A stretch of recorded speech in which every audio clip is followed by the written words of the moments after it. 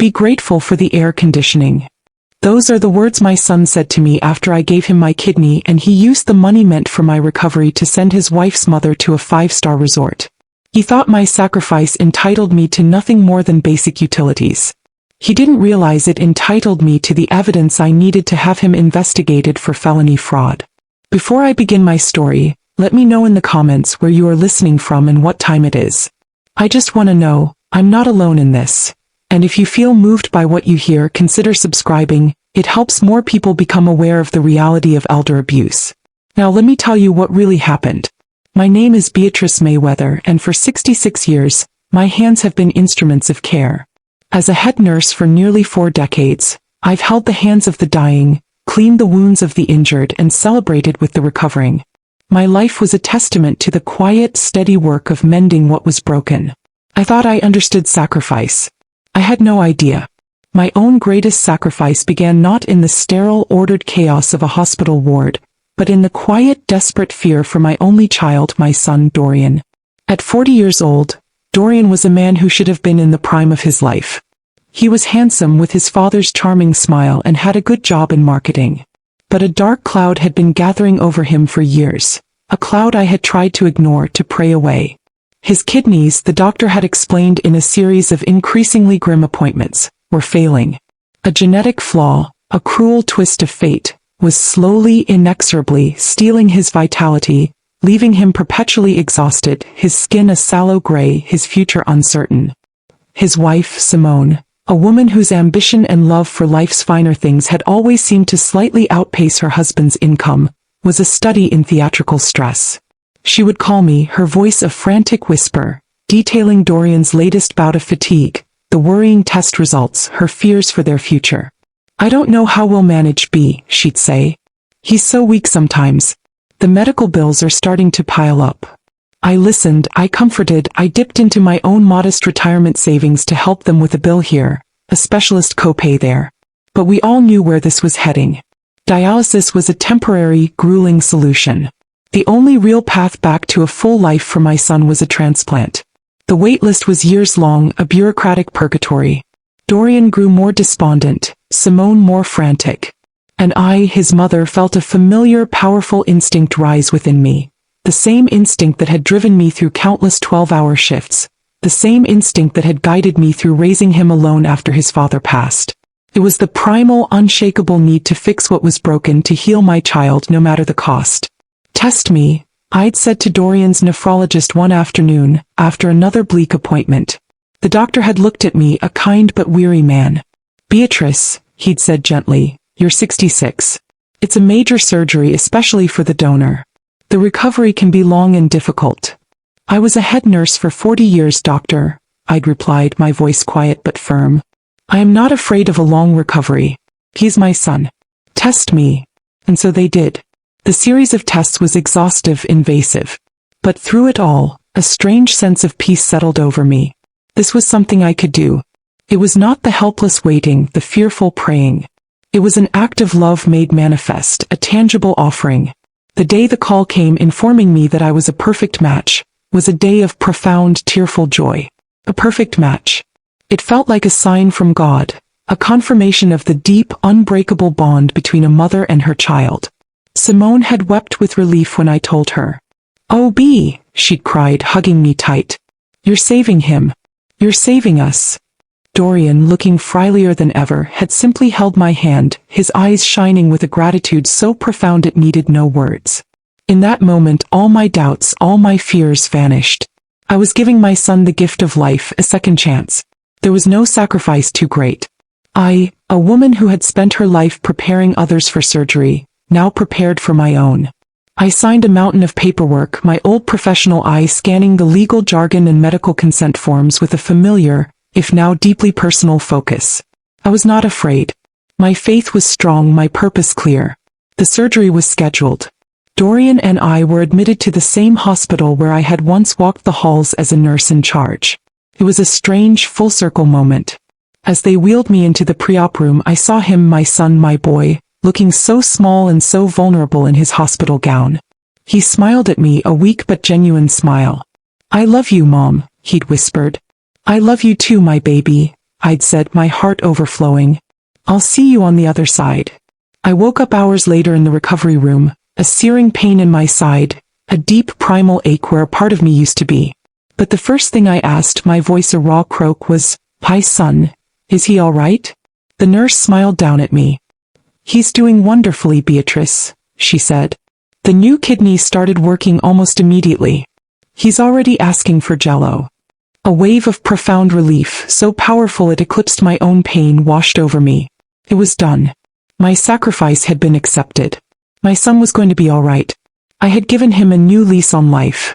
I had no idea in my drug-addled post-operative haze that he would take that new lease on life and use it to so callously, so completely foreclose on mine.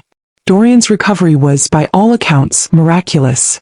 The new kidney, my kidney, took to its new home as if it had always belonged there. The sallow gray pallor that had clung to him for so long was replaced by a healthy, vibrant color. The chronic fatigue that had stolen his energy vanished, replaced by a restless, boundless vigor. He was, as his doctors declared with satisfaction, a new man. My own recovery, however, was a different story. The surgery, as my own doctor had warned, had been hard on my 66-year-old body. The incision site was a constant, throbbing source of pain. I was perpetually exhausted, a deep, bone-deep weariness that left me feeling frail and ancient. I, who had spent my life caring for others, was now the one who needed care, a role I found both humbling and deeply uncomfortable. After we were both discharged from the hospital, the new dynamic in our family quickly, cruelly established itself. Dorian, full of his newfound health, threw himself back into his high-powered marketing job with a vengeance. He and Simone, his wife, seemed to be making up for lost time, their social calendar suddenly overflowing with fancy dinners, weekend getaways, and extravagant shopping sprees. The money my son was now earning again, the energy he now possessed, were all thanks to the piece of me that now lived inside him. I, meanwhile, was largely confined to my small, quiet home, a prisoner of my own slow healing. My days were a monotonous cycle of pain medication, doctor's appointments, and long, lonely hours spent staring out the window. My friends from church would visit, bringing food and comfort, but their kindness only served to highlight the growing absence of my own family. Dorian and Simone's visits were infrequent and brief. They would breeze in, full of a bright, superficial cheerfulness, their conversation always centered on their own exciting new lives. They'd ask about my recovery with a distracted air, their eyes already on their watches. "Feeling better, Mom?" Dorian would ask, already halfway out the door. "Great. We've got reservations at that new French place. Talk soon." They never offered to help. Not with the groceries, not with the cleaning, not with the simple act of sitting with me for an afternoon. I was a problem that had been solved, a medical crisis that had been averted. My ongoing, painful recovery was an inconvenient, boring epilogue they were eager to skip. The first real twist of the knife came about 2 months after the surgery. Simone, beaming, announced that she had a wonderful surprise. "B," she said, using my first name with a familiarity that now felt jarring, to celebrate Dorian's incredible new health, and to thank my own mother for being such an emotional rock for me during that whole stressful ordeal. "I've booked her a little trip. Proper thank you. A week at a luxury spa resort in Hawaii. All expenses paid. She so deserves to be pampered." I stared at her, my heart a cold, dead weight in my chest. A luxury trip to Hawaii. For her mother. As a thank you for her emotional support.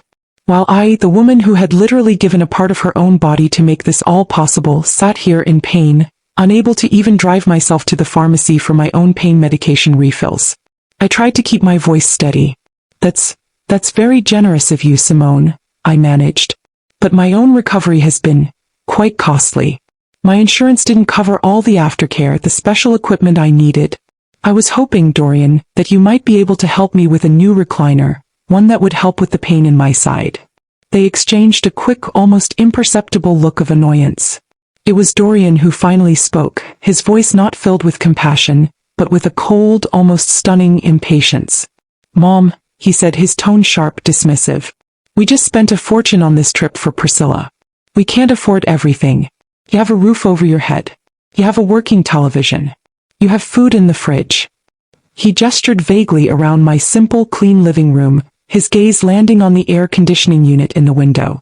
Be grateful for the air conditioning. Some people don't even have that. The words hung in the air, so cruel, so utterly devoid of gratitude that for a moment I couldn't breathe. Be grateful for the air conditioning. He had said that to me. To his mother who had given him her kidney. He was equating my life-saving, body-altering sacrifice with the basic utility of a functioning appliance. He was telling me that my comfort, my pain, my needs, were now an inconvenience, a line item on his budget that he was no longer willing to fund. The trip for his mother-in-law was a necessity. A chair to ease my post-operative pain was a luxury we couldn't afford. The humiliation was a physical thing, a hot, searing wave that left me feeling dizzy and sick. I looked at my son, at his healthy, vibrant face, a face made possible by my own suffering, and I saw a stranger. A cold, ungrateful stranger who had taken my ultimate gift of love and had valued it at less than a plane ticket to Hawaii for his mother-in-law. I didn't cry. I didn't scream. I was too shocked, too wounded for that. A profound, chilling silence fell over me. I see, I said finally, my voice a quiet, empty whisper. Thank you for clarifying my position in this family. They left soon after, oblivious, or perhaps indifferent, to the irreparable damage they had just inflicted. They left me alone in my quiet house with my aching side, my silent television, and my cool, functioning air conditioner. And as I sat there, the full weight of their betrayal settling upon me, a new thought, cold and analytical, began to surface through the pain. It was the thought of the head nurse I used to be, the woman who knew that every procedure, every treatment, every single item used in a hospital, generated a mountain of paperwork. Insurance forms, billing statements, explanations of benefits. A long, complicated, and very, very detailed paper trail. And I, in my preoperative haze, had signed every single one of them.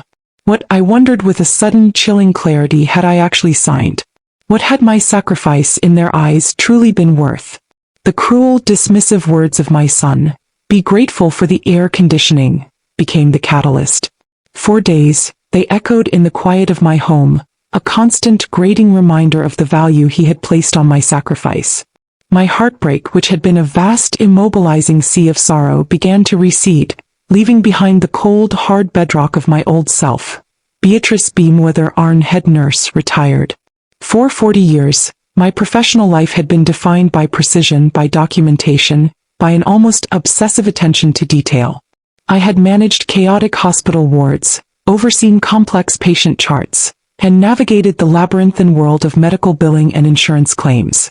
I knew that in the world of healthcare, nothing happened without a paper trail. Every swab, every pill, every hour of a surgeon's time, generated a code, a charge, a form. And a major surgery like a kidney transplant, that generated a mountain of paperwork so high it could blot out the sun.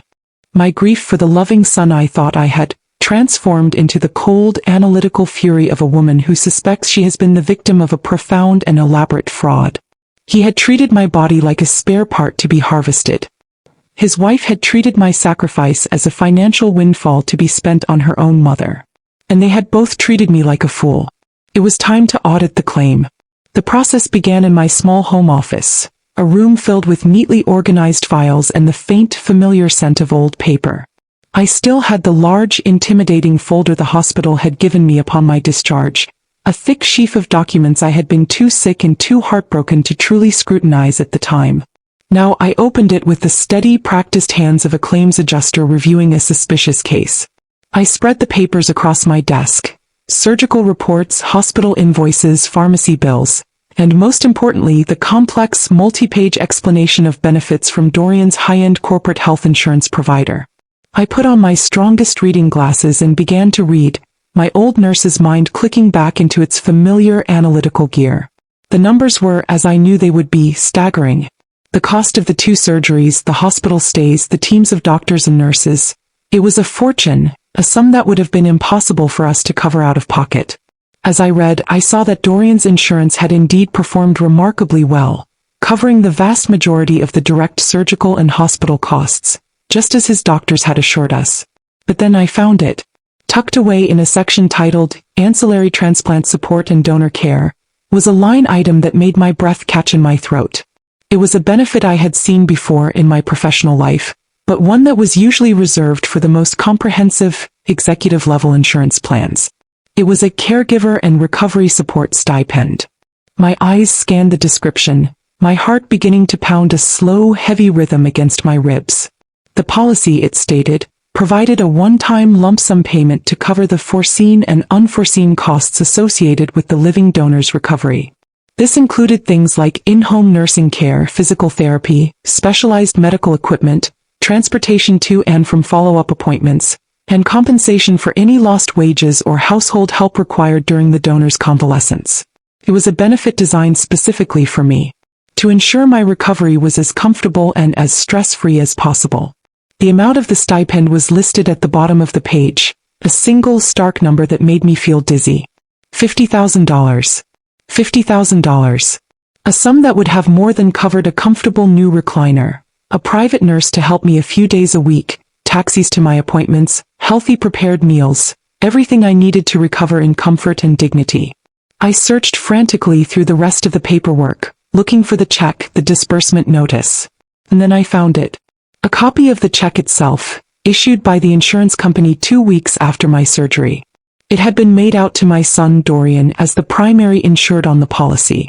And on the memo line the words were clear, unambiguous. For the post-operative care and support of donor Beatrice Mayweather. I looked at the back of the check copy, and there was his signature. He had cashed it. Weeks ago. He had taken the $50,000 that was explicitly, contractually meant for my care, for my recovery, for my comfort after I had given him my kidney, and he had kept it. And then he had looked me in the eye and told me to be grateful for the air conditioning while he used that very money to send his mother-in-law on a luxury vacation to Hawaii. The betrayal was so profound, so monstrous, so utterly depraved that for a moment I could not breathe. This wasn't just ingratitude anymore. This wasn't just selfishness. This was theft. This was fraud. I sat there in the quiet of my office, the damning piece of paper in my trembling hand, and I felt a coldness spread through me, a chilling calm that was far more dangerous than any hot-headed rage. The heartbroken mother was gone. The sentimental old woman was gone.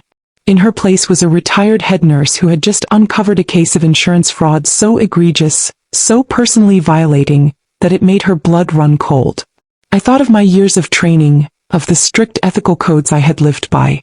I thought of the fraud investigations I had participated in at the hospital, the meticulous gathering of evidence required to bring wrongdoers to justice. My path forward was now illuminated with a terrible absolute clarity. I would not confront him.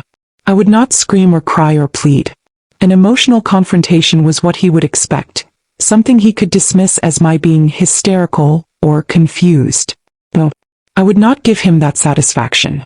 I would handle this the way I would have handled any other clear case of fraud I had encountered in my professional life. I would gather my evidence. I would document my case. And I would report it to the proper authorities. Not the police, not yet. Someone far more terrifying to a man who has committed insurance fraud.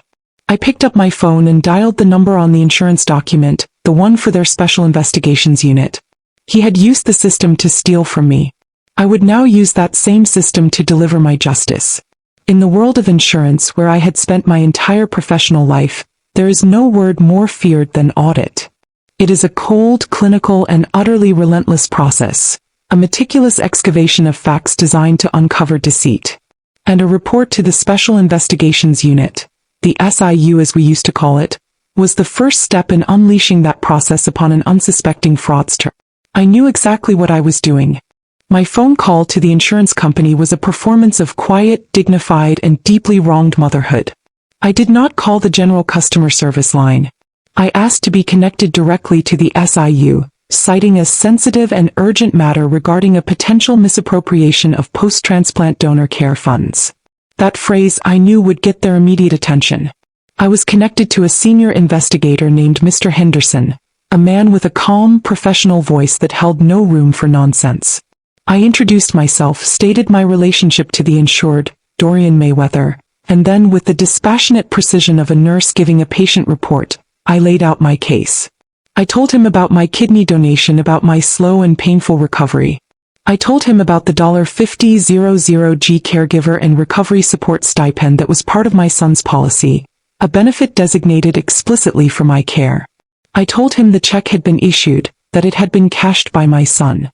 And then I told him that I had not seen a single penny of it. I am currently recovering in my home, Mr. Henderson, I explained, my voice carefully modulated to convey my frailty without sounding hysterical. I am in significant pain and my mobility is limited.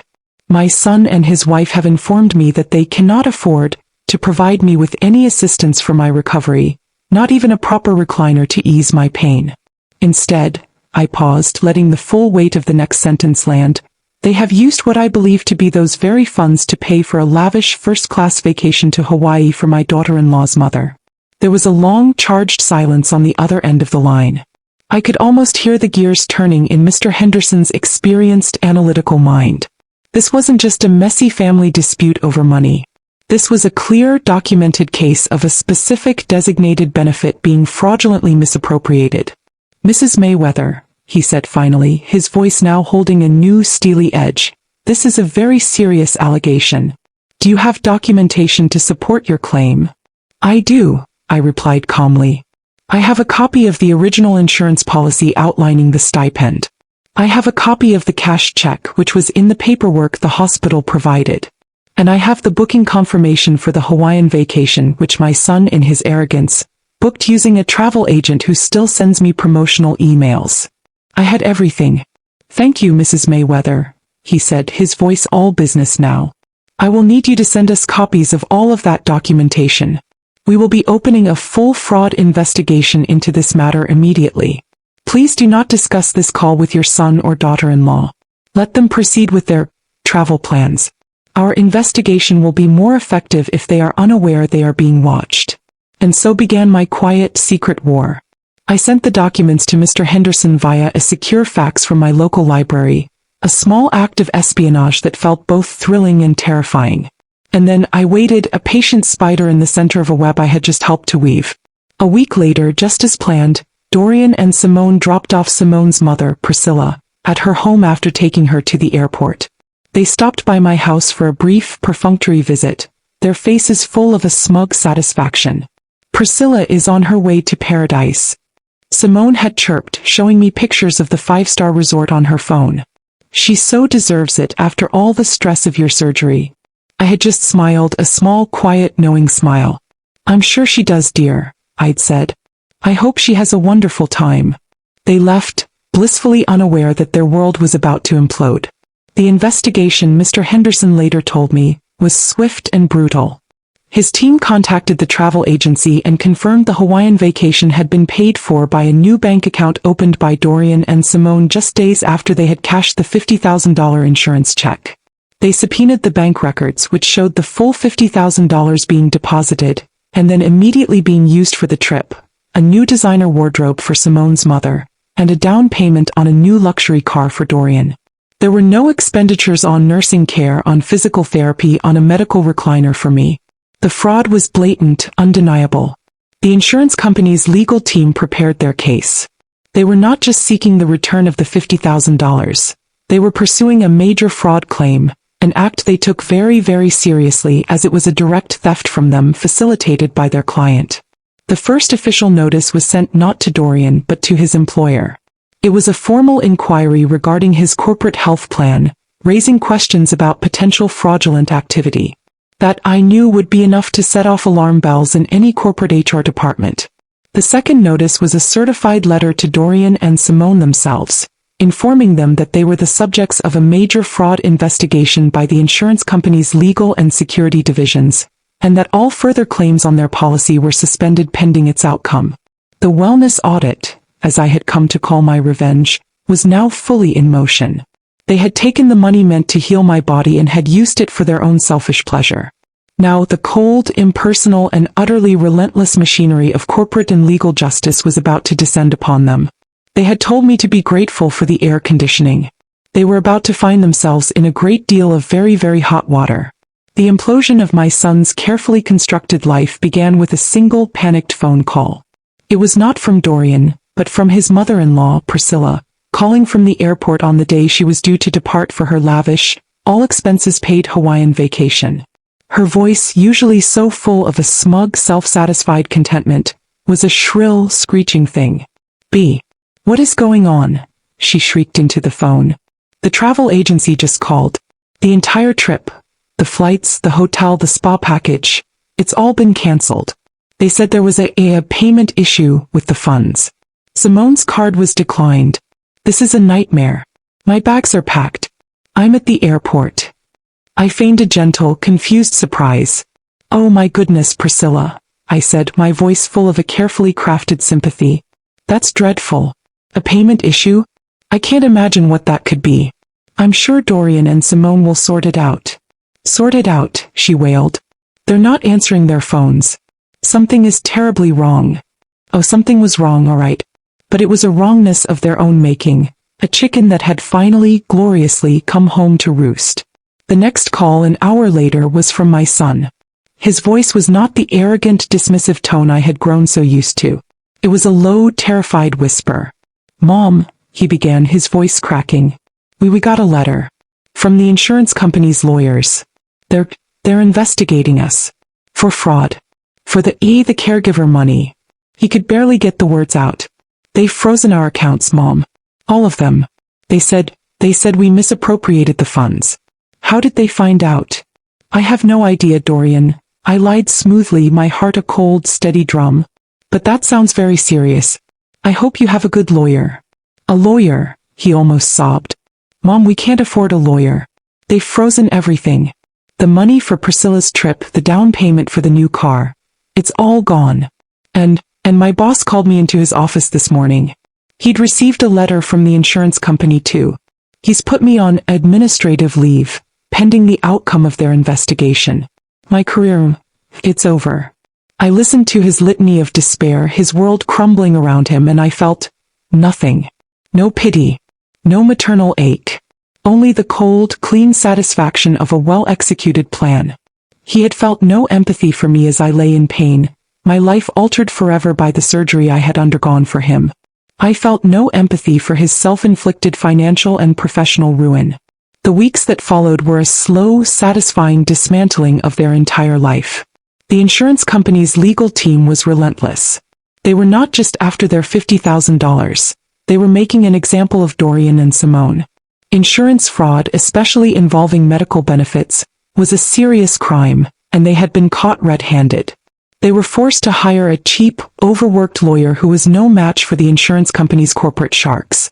They were buried in depositions, in audits, in a mountain of legal paperwork they couldn't possibly navigate.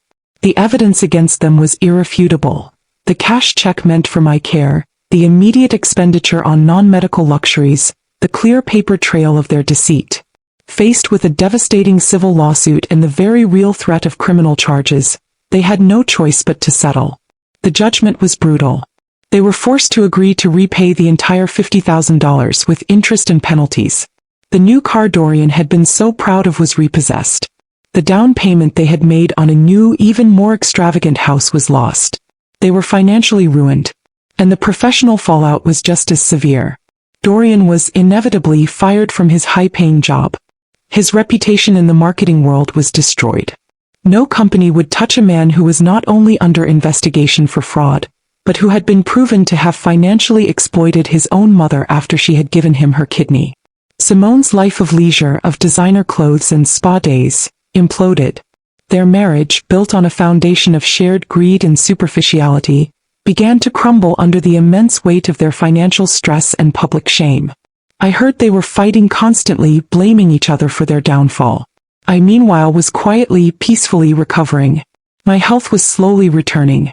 The physical pain was still there, a constant reminder of my sacrifice, but the emotional pain, the profound humiliation of their betrayal, had begun to recede, replaced by a quiet sense of justice served. My revenge was not loud or fiery. It was a quiet, bureaucratic, and utterly devastating takedown. I had used my knowledge of the system, the very system they had tried to exploit, to bring their world crashing down. I had simply reported a fraudulent claim, and the wheels of corporate and legal justice had done the rest. They had told me to be grateful for the air conditioning. I had instead turned up the heat until their entire fraudulent world had been incinerated. They had forgotten who I was, a woman who understood the fine print.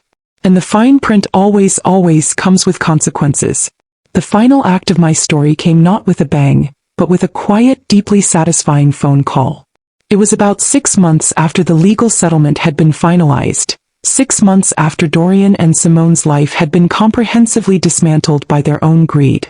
It was a call from Mr. Henderson, the senior investigator at the insurance company's fraud unit. "Mrs. Mayweather," he began, his voice holding a note of profound respect, "I'm calling to give you a final update on our case regarding the misappropriation of your caregiver stipend." He confirmed that they had successfully recovered the full $50,000 from Dorian and Simone, a process that had apparently involved seizing what few assets they had left. "But that's not the primary reason for my call," he continued. "Our board of directors has reviewed your case in its entirety. They were, to put it mildly, appalled by the actions of your son and daughter-in-law. The level of personal betrayal, especially given the nature of your life-saving donation to your son, was something that resonated deeply with everyone here." He paused and I held my breath, unsure of what was coming next. "Mrs. Mayweather," he said, "it is a core tenet of our company that our medical benefits should be a source of healing and security, not a tool for fraud and abuse. The fact that your son's policy was used to inflict such profound emotional and financial distress upon you is something we find utterly unacceptable.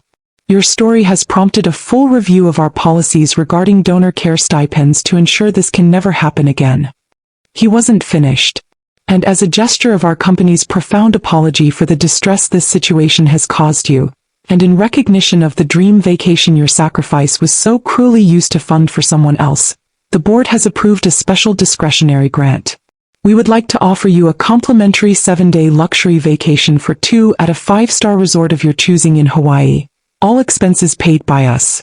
Furthermore, we will be providing you with a generous stipend for your travel and personal expenses." I was stunned into silence. I couldn't speak. A free trip to Hawaii? The very trip they had stolen from me now being offered as a gift? "We know it cannot undo the pain you have experienced, Mrs. Mayweather," Mr. Henderson said gently. "But we hope it can, in some small way, help to create a new, beautiful memory to replace the ugly one that was forced upon you." Tears streamed down my face, but for the first time in a very long time, they were tears of pure, unadulterated joy. The story of my revenge, then, ends not in a courtroom, not in a lawyer's office, but on a sun-drenched balcony in Maui a few months later. I had taken my best friend Janice with me, her laughter a joyful sound I hadn't heard in years. We were staying in a magnificent suite, with a view of the turquoise ocean that was so beautiful it made my heart ache. I thought of Dorian and Simone. I had heard they had finally, acrimoniously, divorced. He was working a menial job, struggling to pay off his debts. She had moved back in with her mother, her dreams of a lavish life turned to dust. Their greed had cost them everything. My sacrifice, my kidney, had given my son a new life, a life he had so callously, so ungratefully, thrown away in his pursuit of shallow pleasures. But his betrayal, in a strange, ironic twist of fate, had given me a new life too.